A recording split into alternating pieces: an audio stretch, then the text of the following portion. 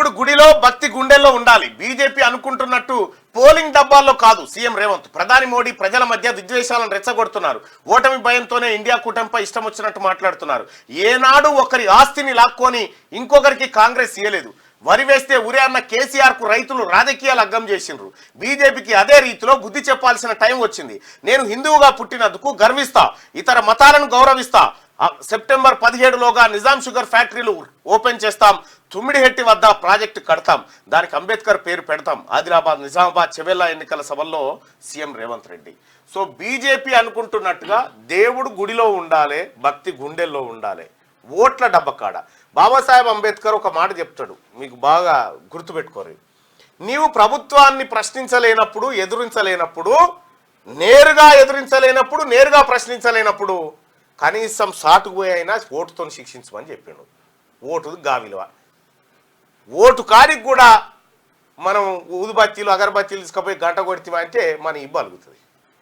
అందుకోసమే ఓట్ల రాజకీయం వేరు, దేవుడి రాజకీయం, దేవుడి వ్యవహారం వేరు.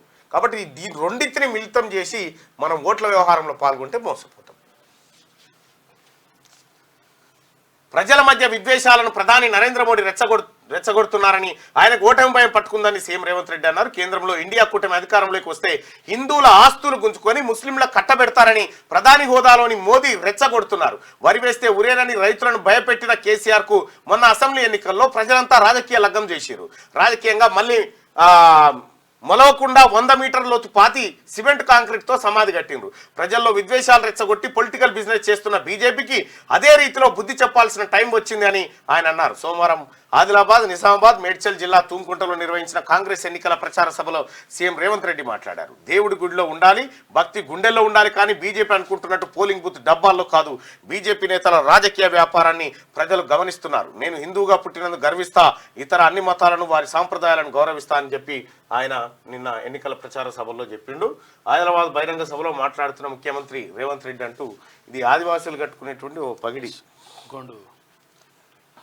అమెరికా జనాభాలో మన కేసీఆర్ ఏ పగిడి కట్టినా ఆ మనిషి లెక్కనే ఉంటాడు. అది అది ఉంటదిగా వీళ్ళది ఒదిగిపోతాడు ఇట్లా, వాళ్ళది ఉంటదే మన సింగుల్, అది ఓనాడు కట్టిండు, ఇతను పెట్టి కడితే అది అట్లే ఉండు. మళ్ళా ఓసారి ఈ టోపీ పెట్టి ముస్లింలు సేమ్ అట్లే ఉన్నాడు, దట్టి కట్టుకుంటాడు. అది అందులో క్యారెక్టర్లో దిగిపోతాడు.